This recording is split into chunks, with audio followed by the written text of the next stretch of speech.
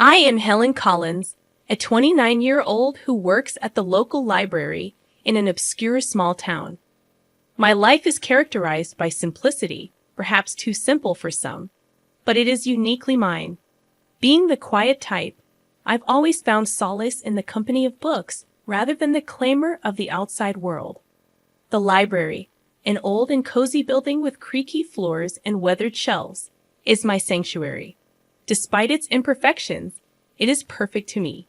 Each day at 8 o'clock a.m., I'd open the library doors, turn on the lights, and savor the familiar scent of books.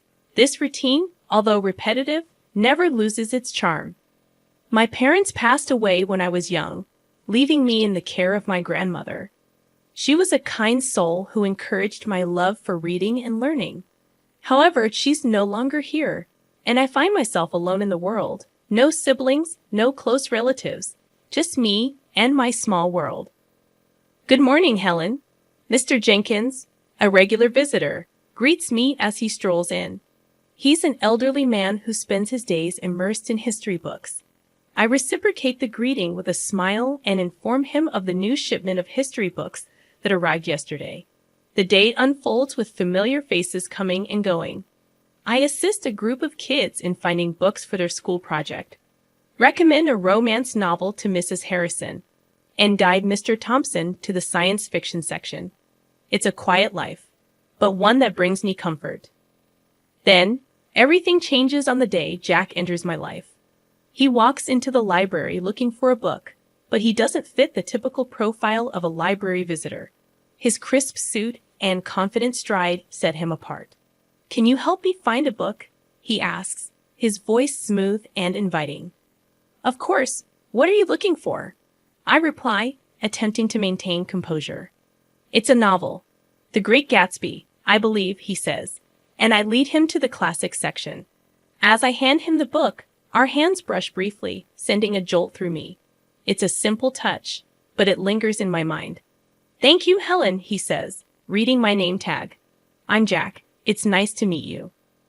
This brief encounter marks the beginning of a profound change, a love I thought would last a lifetime and a journey that would take me from the quiet life I knew into a world of chaos and betrayal. Little did I know that life doesn't come with a warning label, and sometimes we just have to learn the hard way.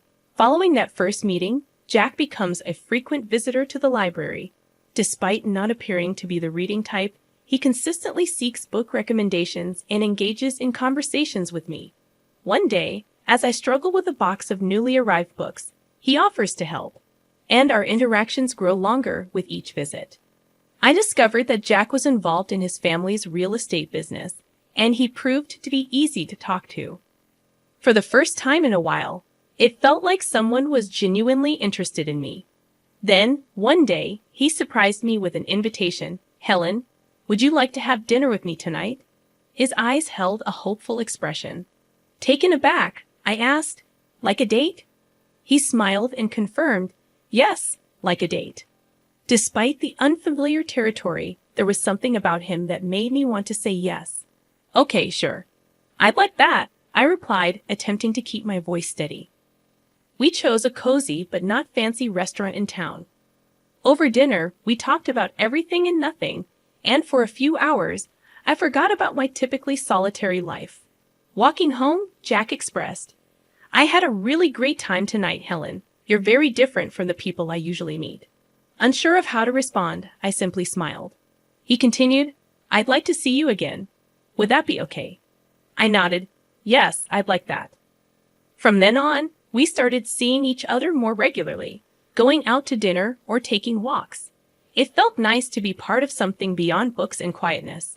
Before long, I found myself falling hard for him. Jack was charming, attentive, and made me feel special. When he proposed, I didn't hesitate to say yes. Looking back, I wish I had seen the signs, known that his charm masked something less pleasant. Love has a way of blinding you, making you ignore warning signs. I was deeply in love, or at least I believed I was. After Jack and I got engaged, things began to change. It started with his disapproving parents, who considered me beneath their son due to my lack of wealth. Meeting them at their opulent house for dinner was nerve-wracking. Margaret and Richard made it clear they didn't like me, questioning my suitability for Jack. Despite their disapproval, Jack stood up for me, strengthening my love for him. Before our wedding, his parents insisted on a prenuptial agreement, claiming it was a formality. With little to lose, I agreed without fuss. After marriage, I moved into Jack's house, a gift from his parents that they still treated as theirs. His parents frequented the house unannounced, issuing orders without hesitation. I refrained from causing trouble, silently enduring their constant reminders that nothing in the house was mine. Jack changed too, no longer the man I fell in love with. He began joining in on his parents' jokes at my expense, and one evening, I faced the dilemma of choosing an outfit for a family event and sought Jack's opinion. "This one makes you look less drab," he said, laughing. His words stung. It felt like he transformed into a different person around his parents. The support I once received had vanished. Instead, he joined in their laughter.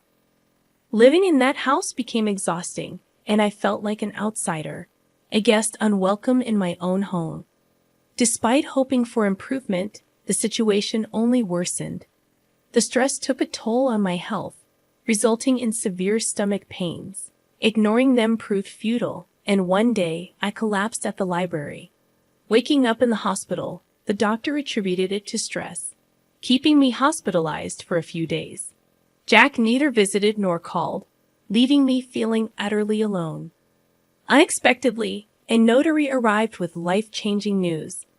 My almost forgotten great-aunt had passed away, leaving me a fortune of $30 million. The sudden windfall transformed my status from the impoverished library girl to someone with significant wealth.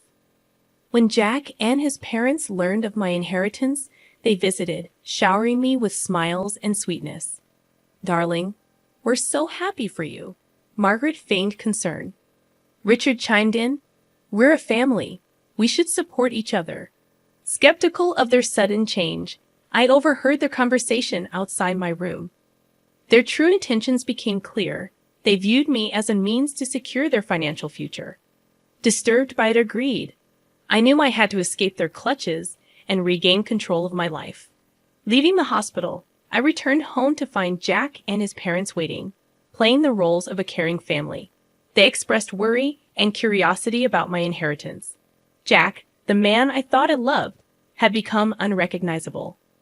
"When do you get the inheritance?" he asked eagerly. Realizing the depth of deception, I replied, "Soon, but it's not something you need to worry about." Jack, however, asserted the idea of marital entitlement. That night, haunted by their insincere concern and greed, I couldn't sleep. Fueled by years of frustration, I began documenting every detail of their actions and words. The next morning, armed with evidence, I met with a lawyer. Shocked by the situation, he assured me that the prenuptial agreement would protect my interests. Empowered by this revelation, I returned home to find Jack and his parents in the living room. "There she is, our brave girl," Richard greeted with a falsely warm smile. Clutching my purse, I gathered the courage to speak. "I have something to say," I announced, my voice unwavering.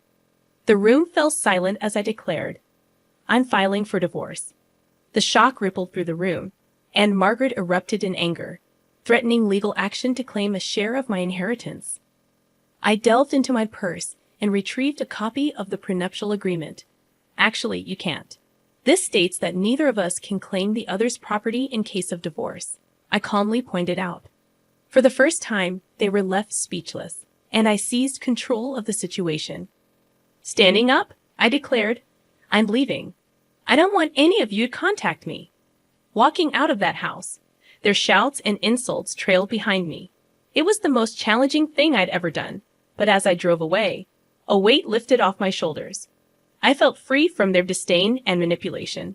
For the first time in years, I felt like I could breathe. Despite uncertainties about the future, I rented a small apartment in the city. It wasn't extravagant, but it was mine. A sense of peace washed over me, and even though I was still dealing with the divorce, I felt equipped to handle it. One day, the lawyer called with information about my great-aunt's will. Intrigued, I inquired. What about it? He revealed a condition. I had to use a portion of my inheritance for a charitable cause, fulfilling my great-aunt's final wish. Surprised, I learned she was a philanthropist, and it felt like a sign, pushing me in a new direction. I started researching charities and causes, seeking something meaningful. That's when I discovered a small organization aiding women victims of domestic abuse. Touched by their cause, I contacted them, met with Linda, and decided to fund a new shelter. A few weeks later, at the shelter's opening, the atmosphere buzzed with hope and gratitude. Among the attendees, I spotted a familiar face, Sarah, an old colleague from the library.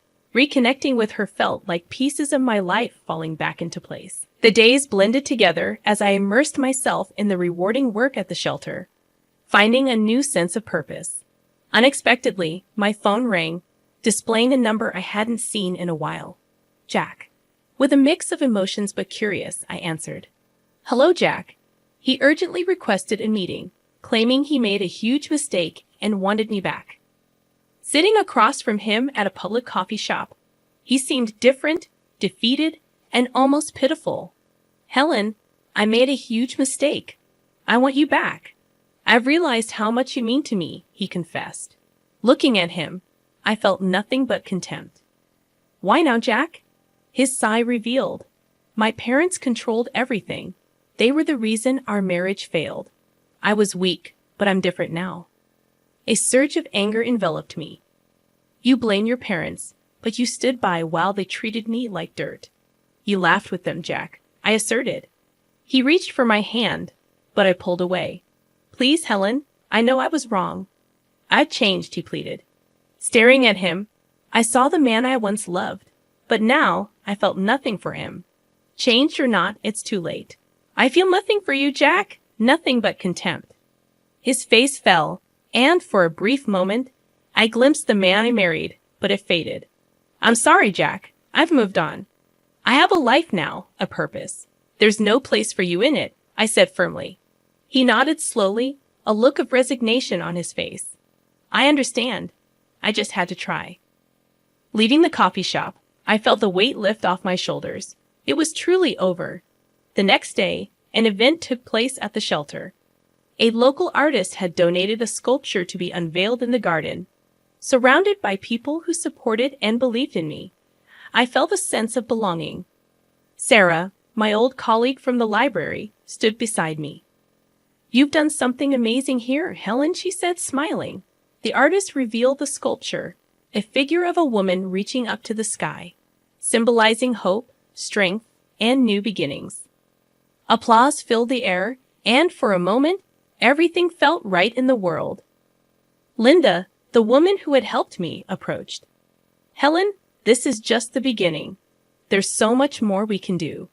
Looking around at hopeful faces, I knew she was right. This was my new beginning, and I was ready to embrace it fully. My new life was busy and fulfilling. Each day at the shelter brought new challenges and rewards. My confidence grew, and for the first time in years, I felt in control of my destiny. I even started taking self-defense classes, something I never imagined doing before.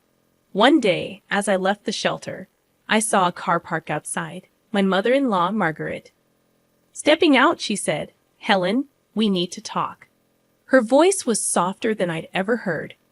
I have nothing to say to you, Margaret. I replied, my voice steady. Please just hear me out. I've realized how wrong we were, she pleaded. I stopped and looked at her. She seemed genuine, but I couldn't forget the past. What do you want, Margaret? I want to apologize. I treated you terribly. I've lost my son because of it, and I don't want to lose you too. You were like the daughter I never had, she said, her eyes glistening with tears. I felt a pang of sympathy, but I pushed it away. Margaret, you made my life a living hell. An apology won't change that. I've moved on, and I suggest you do the same, I said firmly. She reached out to me, but I stepped back. Please, Helen, I know I can't undo the past, but I want to make things right. I shook my head. It's too late for that. Goodbye, Margaret. As I walked away, I felt her gaze on my back, but I didn't look back. I had learned to stand up for myself. and there was no going back to the way things were. The next day, I received a letter from Jack's lawyer. He was contesting the divorce settlement. I wasn't surprised, but I was ready. Meeting with my lawyer, Rachel, she reassured me. He's got no leg to stand on, Helen. The prenuptial agreement is clear. He's just trying to intimidate you. I nodded. I'm not afraid of him anymore. Let's fight this. The court date arrived, and I walked in with my head held high. Jack was there with his lawyer, and for a moment, our eyes met. There was a flash of the old Jack, the one I had loved, but it vanished quickly. The judge listened to both sides and then made her decision. The prenuptial agreement stood, and Jack's claims were dismissed. I felt a surge of relief and triumph. After the court session, Jack approached me. Helen, I'm sorry. I was wrong, he said, his voice low. I looked at him, seeing the man I once loved, but now felt nothing for. Goodbye, Jack. Take care of yourself, I said and walked away. As I left the courtroom, I felt a sense of closure. That chapter of my life was finally over, and a new one was just beginning. At the shelter, we were planning a fundraiser, and it was taking all my attention. The support from the community was overwhelming, and I felt a deep sense of gratitude. The night of the fundraiser arrived, and the place was buzzing with energy. People from all walks of life had come to support our cause. As I looked around, I realized how far I had come, from a quiet, timid woman to someone who stood up for herself and others. Helen, you did it. This is amazing, Sarah said, coming up to me. I smiled. We did it. And there's so much more to do. As the event went on, I felt a sense of accomplishment and purpose. This was my life now, and I was exactly where I was meant to be.